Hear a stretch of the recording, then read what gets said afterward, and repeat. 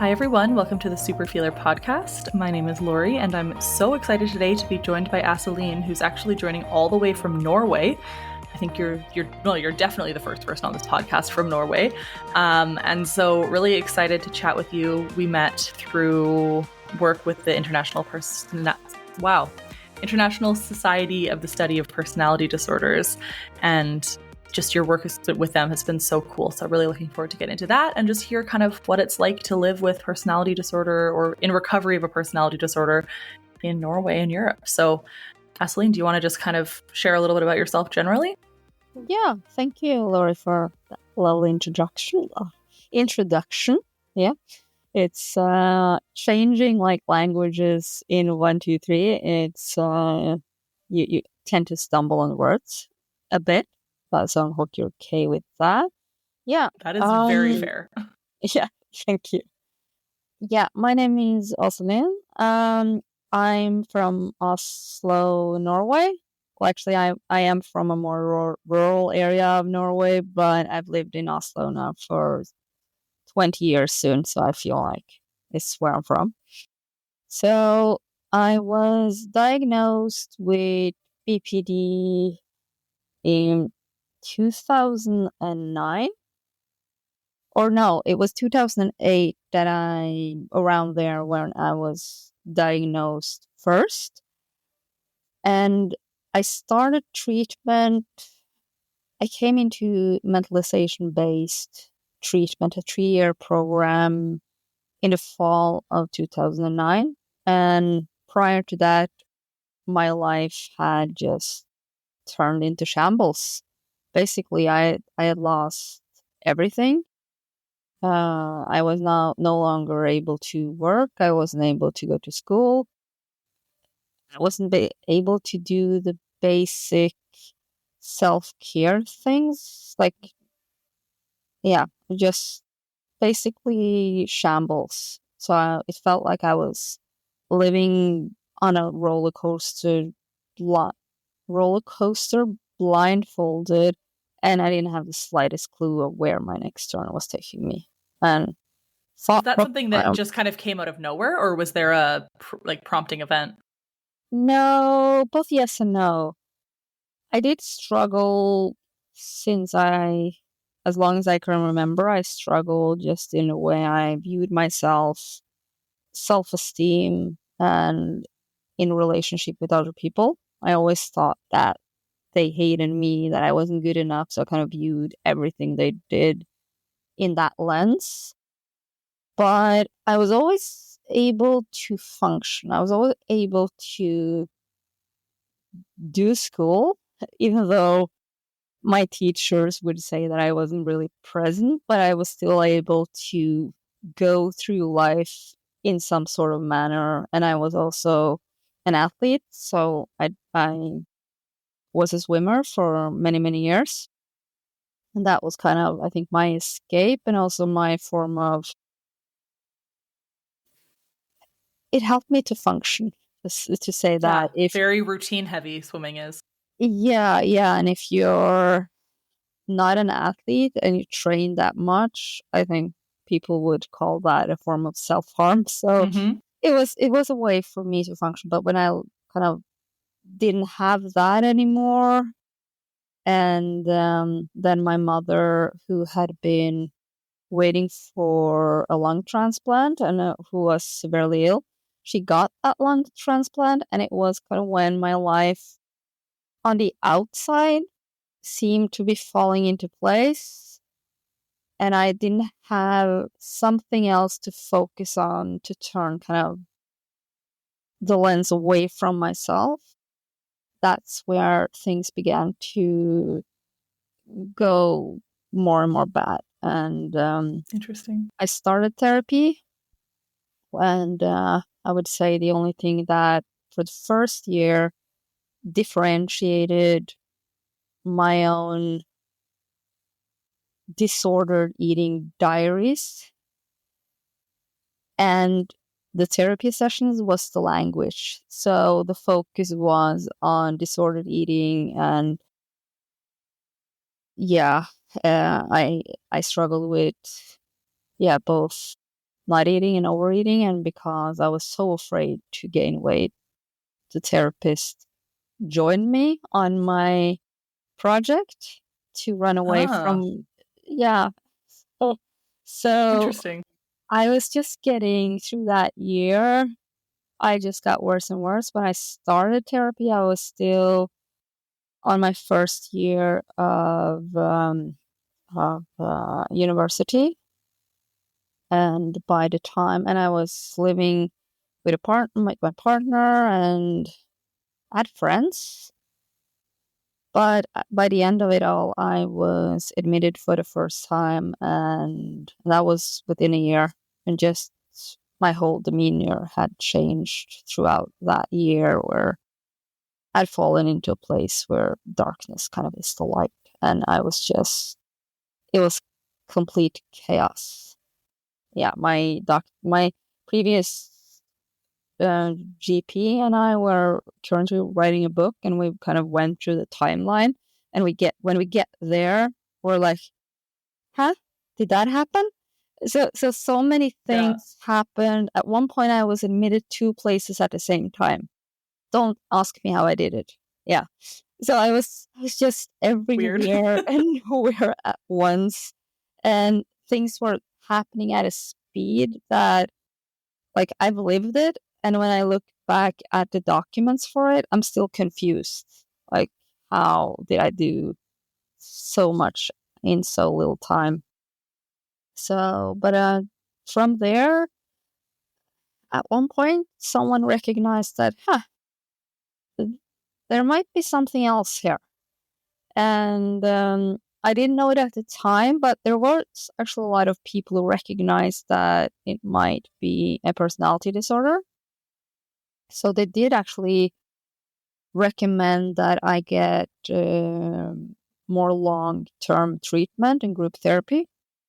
But it took quite some time before someone finally sent the admission papers. Is that what you would call it?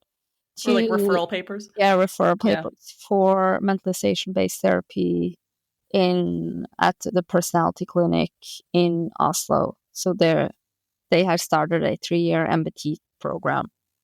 That's a long time. Yeah.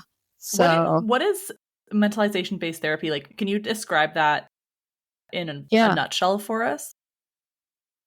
Basically, what we're working on is, and one could always go even further into this, but it's about how you view yourself and also others. So let's say, classic example for me was that if people looked away while we were talking, or something happened with them, I was really good at seeing that micro expression, but I was really bad at how I interpreted it. So I viewed that through kind of the lens of, yeah, I'm the problem. I did something wrong. They reacted to me.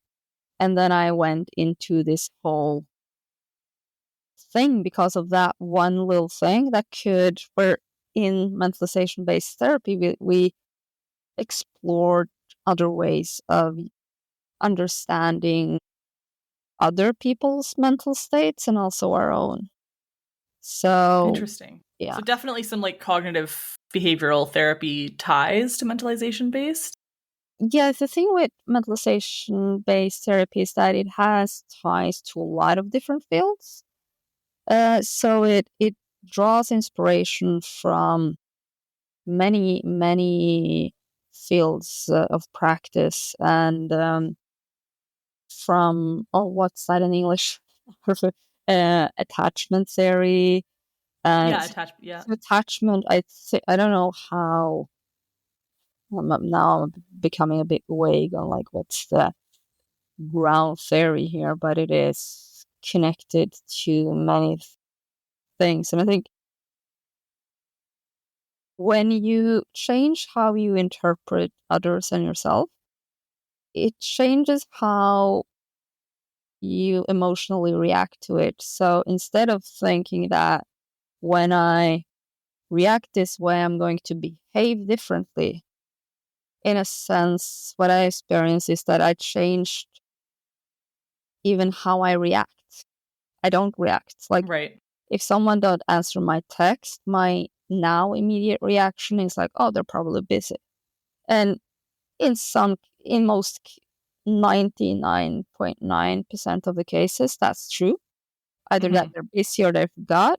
And then there's that little tiny percentage where perhaps they didn't answer because they were mad at me. But in that case, now I'm like, okay, then you got to tell me.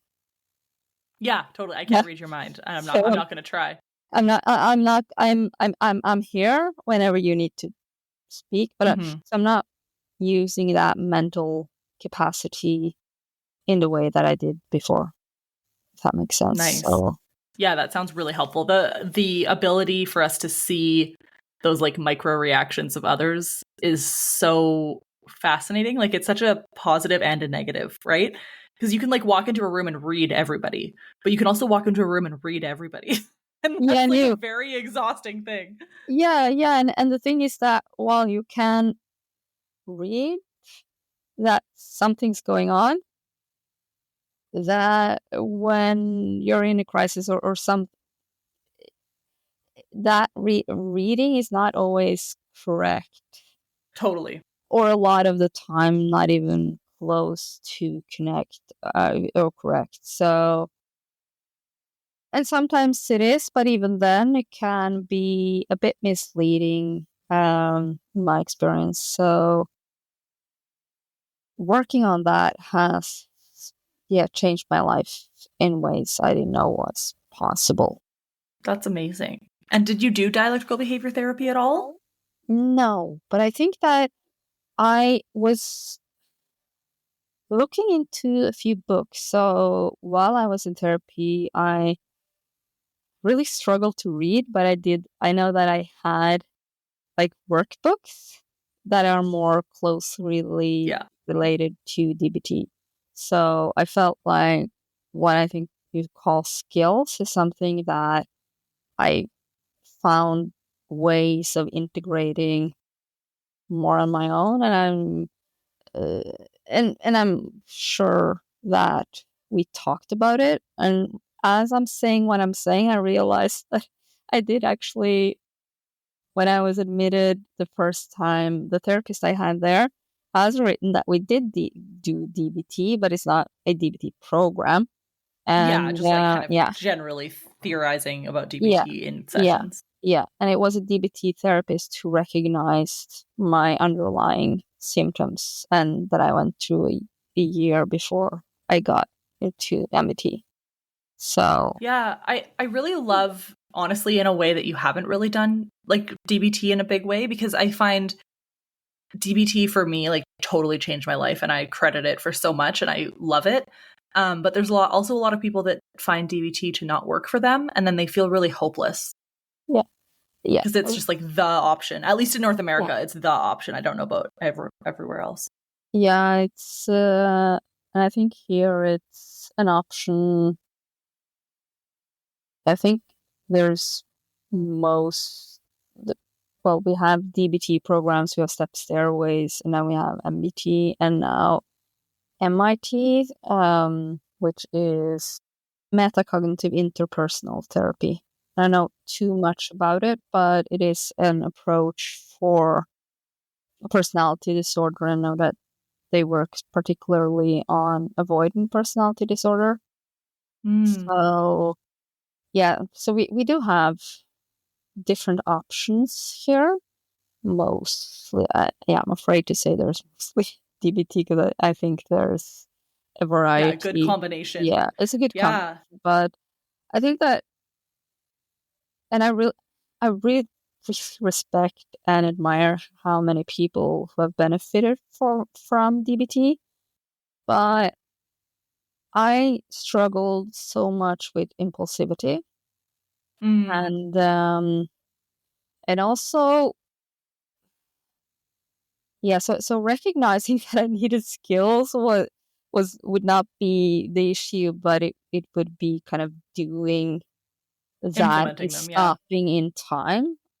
So there, I think MBT has helped me truly to kind of change the whole perspective so fundamentally that at least for those kinds of things, I don't really need skills in the same manner, though I think skills, just like mentalization, is something we all do, right? It's everyone, it's a fundamental human capacity that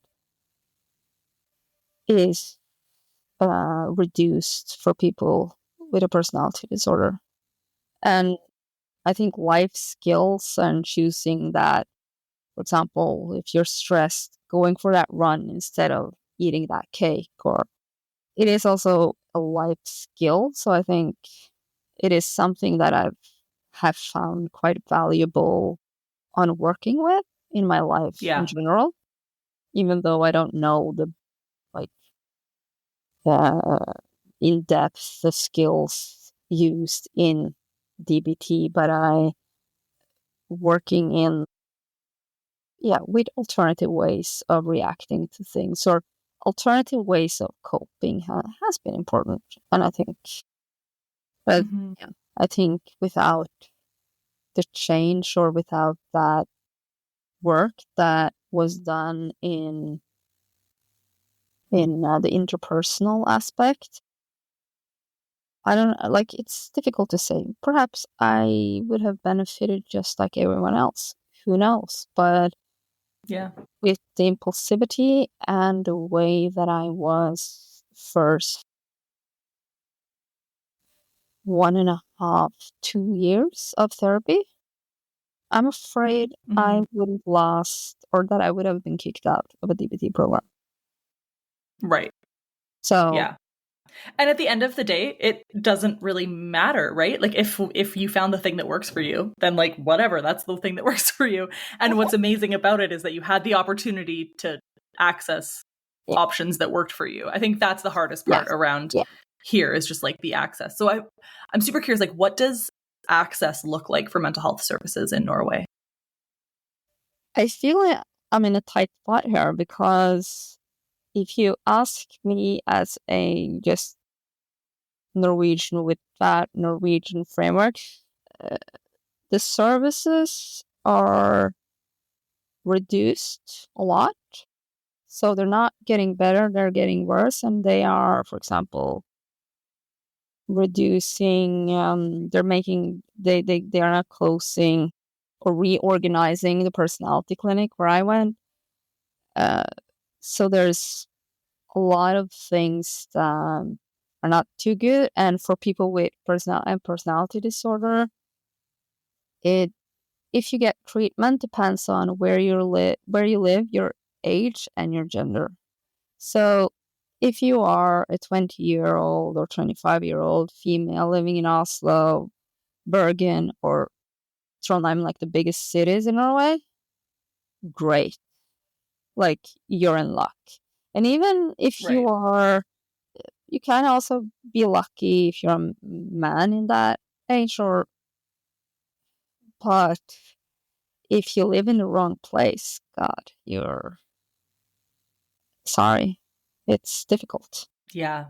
So the good thing is that we do have universal health care and those things. So that helps. But like, as I'm now talking about how bad things are, as someone who's working internationally, it's, in a sense, I don't want to admit it, but it's quite good. Totally. No, I get it. I mean, like, I live in Canada, and I talk to people in the States every day, right? Like, I mean, there's pros and cons to every system. Yeah. But at the very least, like, there is services, and they are free, essentially, or mostly free. Which is a huge benefit. Yeah. But what I do think that we lack, that the countries I've seen who might not have the same access to these treatments within the field of personality disorder, is that there's a lot more peer programs. So you have in the US, you have Emotions Matter. In Canada, you have like Sash Bear Foundation, you have Spectrum, you have BPD Foundation. So you have so many great places in both Canada, Australia, and the US where it's possible for people to get that peer help that we're working on here, but I've noticed like the differences there. So I think that it has something to do with the culture for therapy, but I think also it has something to do what we might have been. I don't want to say spoiled because it doesn't feel there, and there's so many people here who don't get the help they need and deserve. But again, looking at it from that international perspective, it's hard not to recognize that it's lucky. A higher likelihood that you'll get the right help here than in many other places, and where your financial situation doesn't have too much to do with it. Well, and so many of those peer support options that you listed in those countries are like grassroots and came because of desperation. And peer support's amazing. And I think, like, obviously I do peer support too. I think it's incredible. But most of those options aren't like through a health system, right? They're adjacent to health systems run by people with lived experience. And so, maybe that is because we just didn't have access to other options, and we were just like, okay, well, I guess we're taking matters into our own hands now, which is amazing. But maybe more necessary in countries that it's harder to get access to. And it perhaps made that progress necessary. And and the way I see it, we are at kind of a crossroads here where, given just the financial state of the world, so I think that we might also need to think in those ways here more and more. So totally, we'll see. But it's a strange situation where I know just how many here doesn't get the help, and then I feel totally, absolutely. Yeah, and again, like, every system can be improved. I have yet to speak to anyone who's like, our health system is perfect in any country that I've spoken to. Like, there's always improvements. I was talking to somebody from Australia, and they were like saying, they were saying that their experience inpatient was like decent, but whatever. And then they mentioned that they had like a pool in their inpatient facility, and I was like, excuse you? Pool? Like, and it was, you know what I mean? Like, to me, that would be like a luxury that I can't even imagine. And for them, it was like, it was all right. So it's just like, what you get used to is just so different. It's just wild. And you've been working in this space for a while, in the international space. Do you want to talk a little bit about your work there and like the International Society of the Study of Personality Disorders and everything that you've done with them? Where to start? I think I got involved almost by accident, or not accident. I think it all started with when I did finish my bachelor's. That was a few years after treatment, and I was lucky enough I got a job, and then I got a job who allowed me to finish my bachelor's while working full time, because I wouldn't been able to do that without that opportunity. For my bachelor's, I contacted my now employer, the National Advisory Unit for Personality Psychiatry here in Norway, where I decided to then create a campaign plan for adolescents with BPD.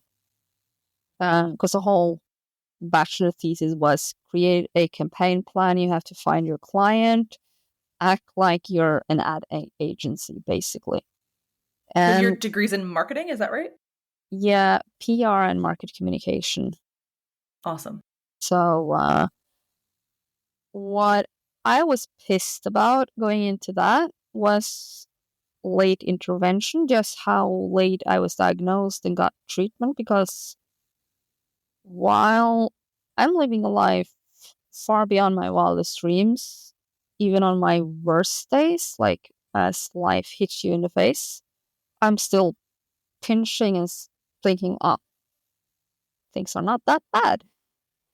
But still, I've lost so many years, so I was really, yeah, a bit pissed off about that, and I want to kind of contribute. But while we were doing this thesis, I realized how privileged I am, like almost nauseously privileged. It's something I'm really, really happy about, but I'm still like, oh my God, I didn't know. I didn't know how much stigma people face.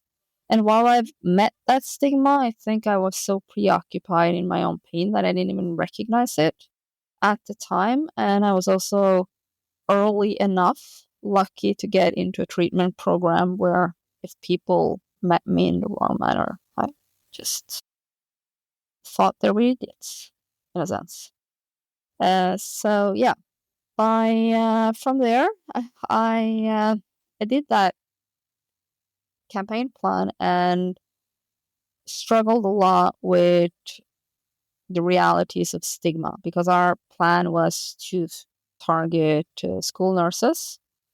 There was a lot of questions, like even as we finished it, where I struggle with, at one point, at one side you have kind of more the marketing aspect of it, right? But you also have to combine this with the field of personality disorders and the knowledge from there. So I had a few questions for Professor Carla Sharp, who is just amazing, who was visiting us in Norway. And from there, the ball just started rolling. So she invited me, where we got to talking about just what I've done so far. And she invited me to the ISSPD Congress in Vancouver to do a workshop about stigma, and also including the lived experience voice into research. So I did that workshop together with Elfrida Kvarstein, who's a colleague in Norway. She's a great researcher. And then from there, I I just ended up being involved in a sense, and I think because that was 2019, right, in Vancouver? Yeah, that was 2019. So, and I started doing this work then in 2017. Yeah, it was in 2017. So it had been some time, but I've never been able to let go of the findings from that first study. I was just so obsessed with the question, like, how do we come around to making the necessary changes, right? So yeah, it has just built upon itself, and I think I've latched on to that international community that I'm now a part of, because until recently we didn't have a user organization for PD in Norway. So we just started that last year for the first time. So there wasn't a community here for the lived experience part, and yeah, and I just really yeah, enjoy being around also the research that's done in this field.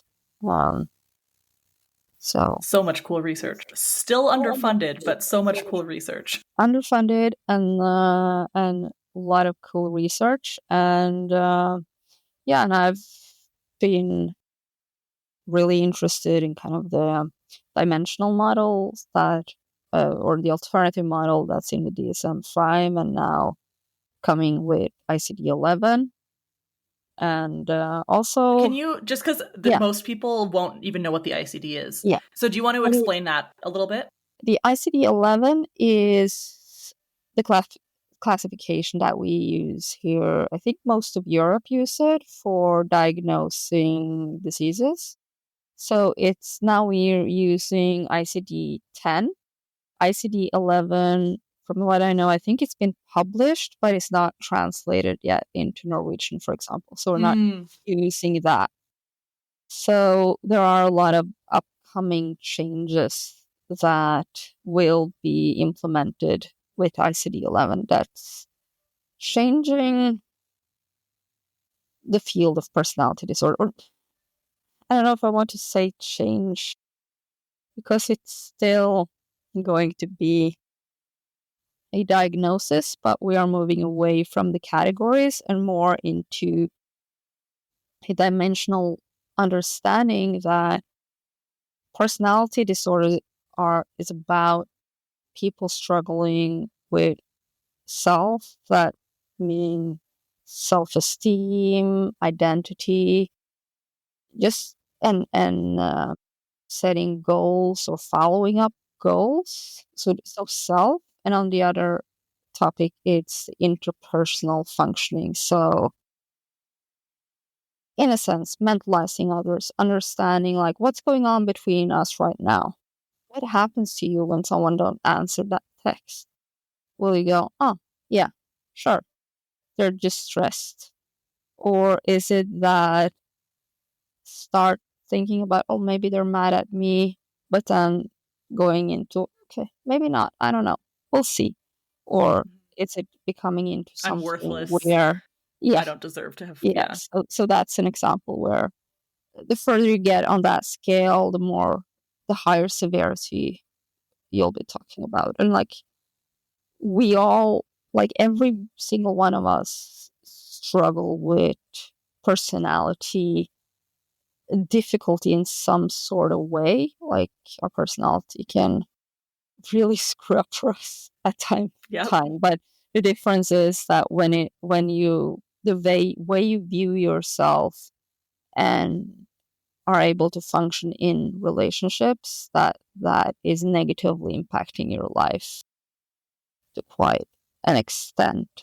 But we will then be thinking of seeing this as from mild, moderate to severe personality disorder. So it's not just you have a personality disorder or you don't have a personality disorder. So which is so needed, because personality disorders are so varied in how they present. And that, like, I really am only talking about BPD in terms of how varied they are in how they present. But there's also all of these other personality disorders that it commingle and all these things that come together and can influence each other. Yeah, what I find so interesting, having worked with or in around like anyone from having or avoidant personality disorder, BPD, narcissistic, or even dissocial, is that when you cut to the core of it, I find it fascinating just how similar we all are. It's that feeling from an early age that something was off. I hear a lot of people referring to that feeling like a chameleon from an early age. And just struggling in general, like on a almost cellular level with who you are and how to be around other people. Or a lot of people are able to, in a sense, superficially be around other people, just, mingle that room, kind of do that thing. But it's that deep connection with other people is really difficult, and can lead to, for some, it becomes a place where you withdraw and don't come out of the room or that basement or whatever, or to where it's that love-hate. But it's the same, I think it's the same mechanisms. And that what I really appreciate about the new model is that it catches what's the fundamental issues, and then you can look at what's called the traits or the differences between like how people react. And for me personally, the way I see it is that living with a personality disorder, my personality traits were, in a sense, in a hyperbole in a negative direction. But I still have today the same traits, but I have a different function. I know who I am. I know, though I change, like I do evolve, so I'm not stuck as you should. This is who I am, but I know who I am. I know my values, and I have really, really great relationships with. I have now long-lasting friendships. I have a partner. We've been together for 5 years, almost 6. So what that has taken my life to a like wild dimension of sorts. But it's also I've always been impulsive, right? I've always struggled with, or not, or if you take a personality test on me, I score really high on agreeableness. Oh, interesting. Really high. So while living with personality disorder, this meant like the word no was basically impossible for me, with all that entails for anyone who has an imagination.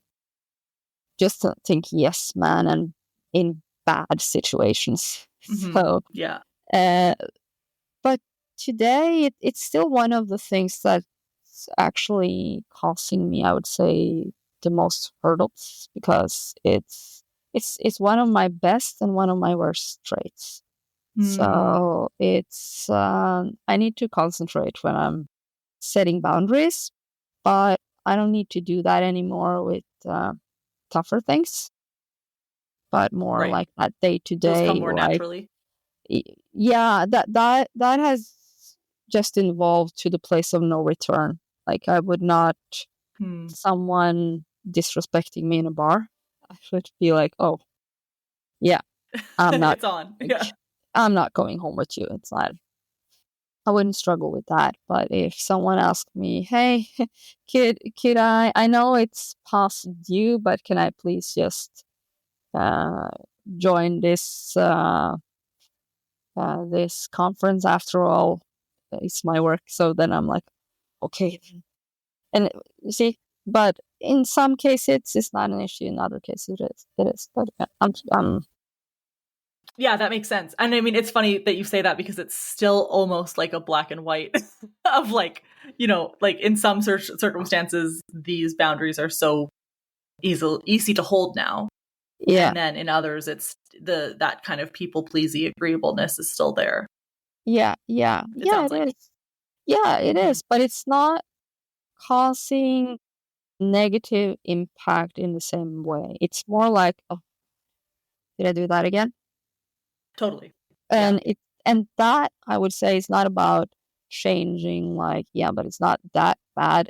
It's really like it's an annoyance more than something that is, and where I end up in what's in my medical paper. It says that I usually ended up in absurd and like new and absurd situations, just constantly kind of combined that impulsivity with other traits that I had. It was just a shitstorm.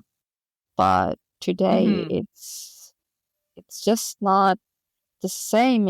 But I'm the same person, but I'm still the same person, in a sense that I'm not ending up in, when I feel bad, that, which I think is just a way of life, like that's something that happens to everyone. My most prominent traits or my way of thinking, acting, and feeling doesn't make my life worse.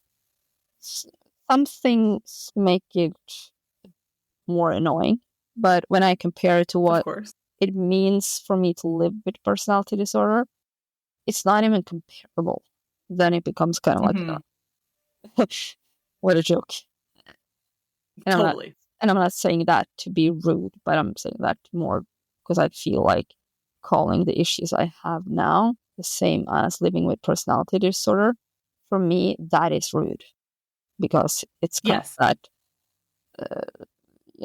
that, that person who yes, they have their things, but their life is overall actually quite great, and they come to you and like, oh, you know exactly how you feel. I Right. also have this with my partner, and they had a little like small disagreement, and Right. And you're like, no, that's not the same thing. It's not. Yeah. So it's Totally. And that comes and goes, right? Like, it's funny because I don't identify as a person that's like in recovery from BPD, but you do, right? yeah, I haven't had a diagnosis in 13 years. Wow. So, So I, right. I So you haven't had the lost it criteria. when I finished the program it is 13 years now, right? It's Wow. November 2012. That was when I first got out. That was not to say the same to say that I was mentally healthy. I still struggled a lot with disordered eating. I struggled with depression from time. Like, I still had a long way to go, but I would say approximately 2 years after treatment, my life was the greatest it has ever been. And for a few years there, I imagine that being the same as people who come from good homes, who kind of go and get that university experience where you get a lot of freedom, but you're still safe enough. Yeah, protected. That you're a bit protected still, but you still have a lot of freedom. I feel like that period of my life could translate to that in other people's experience, and it was just so fun. And my life is still good, but that was kind of a period where I didn't have the same workload and the same extra thing that I have now. So it was It's funny how life catches up, doesn't it? Yeah. So I was still I just gotten back to school, and I was working in a bit easier.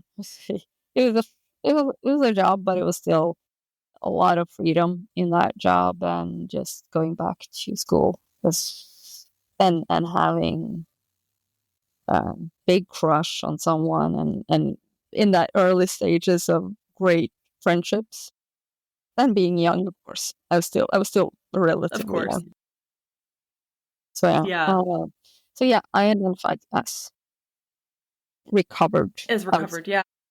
Yeah, that's really cool. It's such a like debatable topic in personality disorders, right? And like my stance is really like, if that's how you identify, that's great. For me, I look at at least the DSM criteria, and I'm like, no, I still meet those, right? Like they might be like less severe and less impactful to my life because of skills, but I still certainly have those underlying thoughts and behaviors, or not behaviors necessarily, but like thinking patterns, let's say, and the intensity of emotional reactions. So the ICD, is this new scale on the ICD-11 all personality disorders are combined, or is it like a scale for borderline or emotionally unstable personality disorder, and then et cetera, et cetera? There will still be what's called a borderline pattern. So you can still, from what I understand, that has a bit to do with politics, one might say. But there are a lot of people who are insured who are in treatment for BPD. So I think there was this fear of them losing that access. I don't know the history well enough to feel confident in telling that story. So it will be more focus on kind of the personality function. That's what called criterion A. So it's what's the commonality across, and then you can have what's called criterion B, which is the traits, and then you can kind of also view the borderline pattern. And I'm really sorry if I'm saying something wrong right now. I think no. Yeah. I think mean, that I don't expect you to be an absolute expert in this. Don't get me wrong. But just super interesting to think about because the DSM is so unchanging. Like obviously things change over time in the DSM, but not to this extent. You know? It's all very kind of straightforward. Yeah, but it was supposed to change with the DSM-5. So that's why they added the alternative model for personality disorder is in the DSM-5. And from what I understood, we did an interview with Donna Bender on a Norwegian podcast. So that is actually available in English.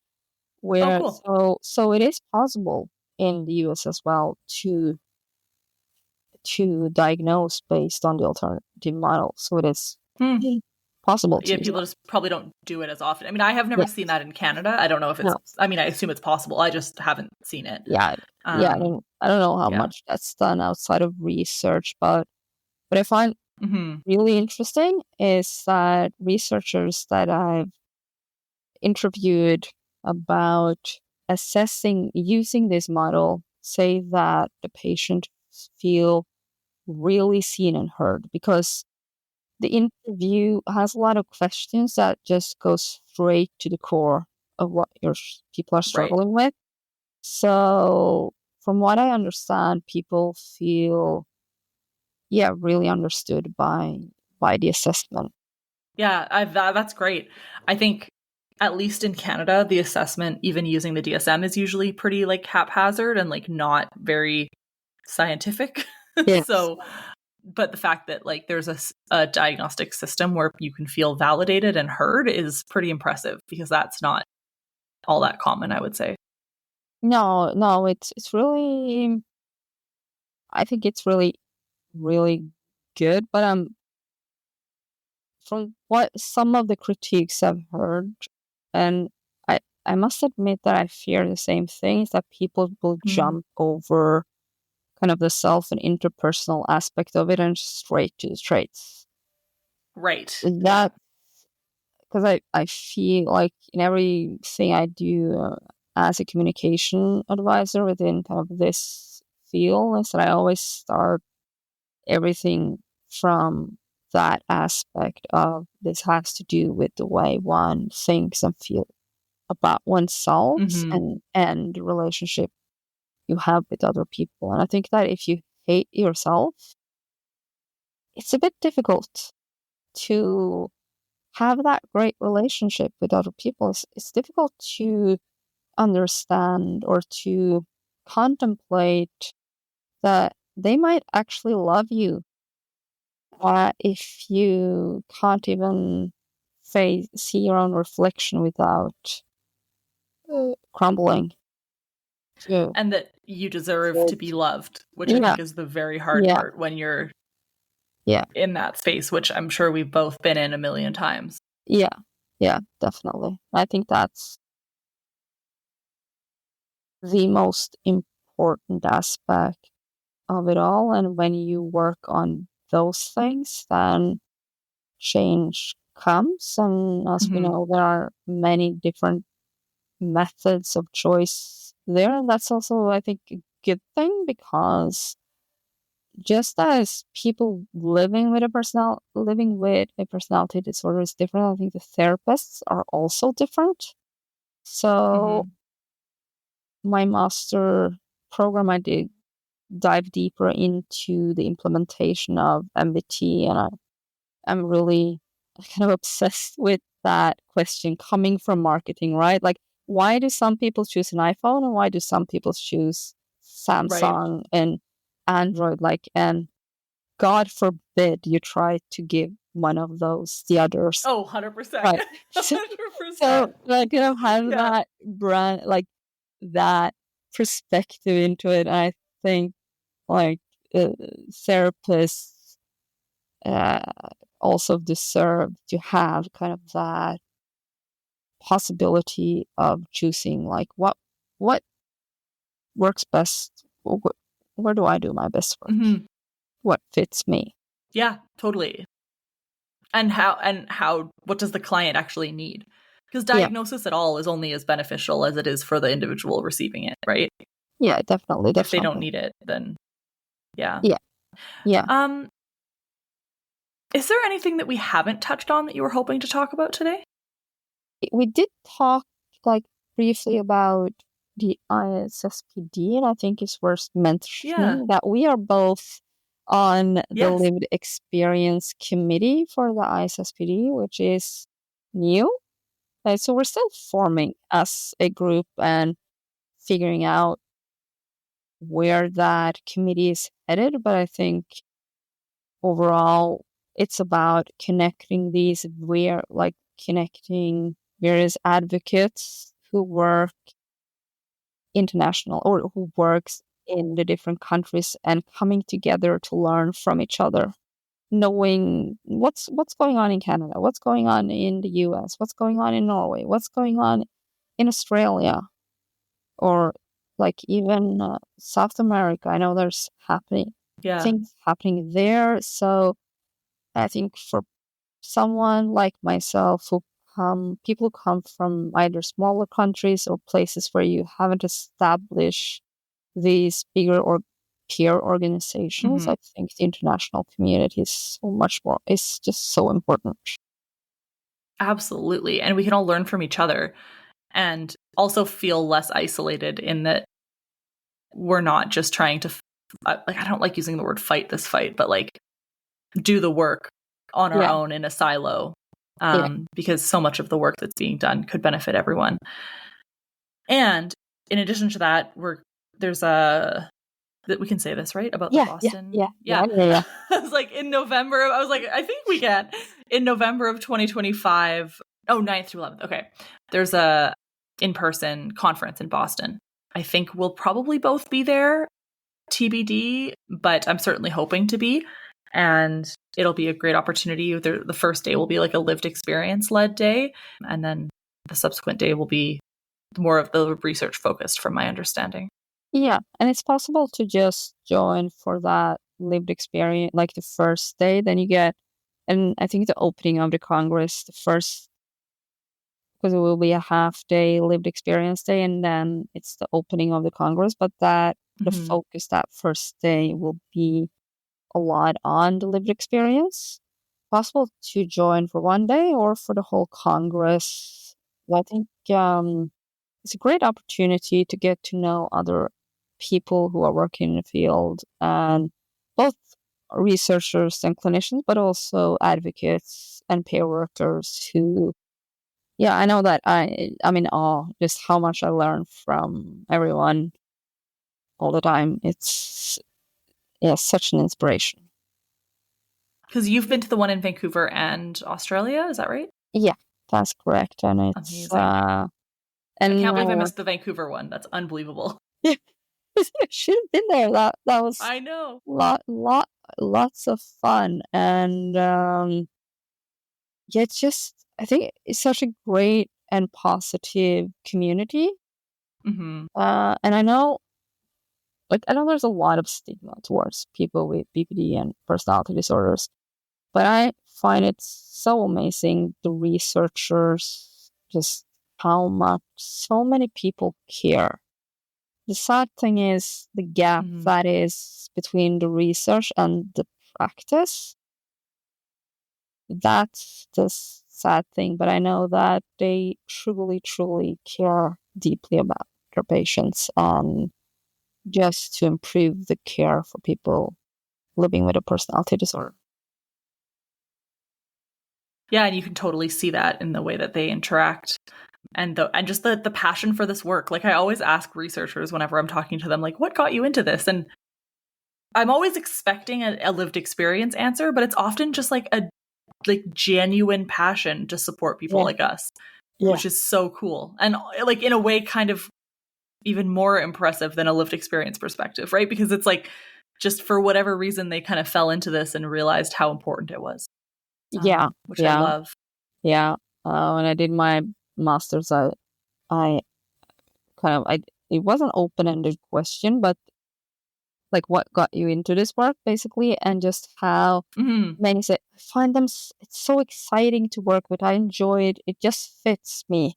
It's And from there, the question that I began to ask is, what's your favorite thing about working with these patients? And the answers I get is just chilling. So fun. So it's hilarious that you say that, because that's always the last question I ask in the podcast too. But before I ask that last question, I do want to just say that the ISSPD is also it's for all personality disorders, not just borderline. So noting that if anybody's listening to this that doesn't feel connected to borderline diagnosis, it is for all personality disorders. So I'll try and the registration's not open yet for that Congress in Boston, but I'll see if I can put a link or something in the show notes. Depending on when this comes out, maybe it'll be open, but we'd love to see you there for sure. Yeah, I hope to see as many as possible there, and we'll have something up as soon as we can about the lived experience half day. Yeah, I think we have a meeting literally in a couple of days, so we'll see. Yeah. Okay, well, in that case, to finish off, I'm curious what your favorite part about personality disorders is. I think I'll lean on many answers I've got myself. It's just so exciting. I like the variety of it all. Yes. And also the commonalities, but also the differences. And that it's people who are struggling, but there's still so much drive, both from patients themselves and other advocates. You have this like drive where, yes, life can be extremely painful, but just not giving up, even though sometimes you give up in a moment, but it's not lost. It's just so much drive, and I respect and just find it so interesting. But I also see that in a lot of the researchers I know, that they're just so committed to this. I find the whole thing just so fascinating and interesting and fun. That's awesome. Well, thank you so much, Åse-Line, for coming on the show. It's great to kind of have a better opportunity for a one-to-one chat. I know we've chatted before, but not like kind of in this context. So thank you so much. I'll post any links that we talked about in the show notes. And thanks for coming on the show. Thank you. Thank you so much for listening to the Superfeeler podcast. This episode was recorded on the unceded traditional territory of the Matsqui and Sumas First Nations. If you are interested in learning more about the show, please feel free to follow us on social media. Our Instagram handle is the Superfeeler. That'll be also linked in the show notes. We also have a Patreon page where you can get all sorts of bonus content. We've got bonus episodes, video episodes, lots of resources, journal articles, all sorts of stuff. So you're going to absolutely love being on Patreon with us. There's also free memberships in addition to paid ones, so please feel free to join that. That's patreon.com/superfeeler. If you're looking for information regarding the Superfeelers Club, which is the peer support group that I mentioned in the show, please feel free to Google or look at laurieedmondson.com for information and registration.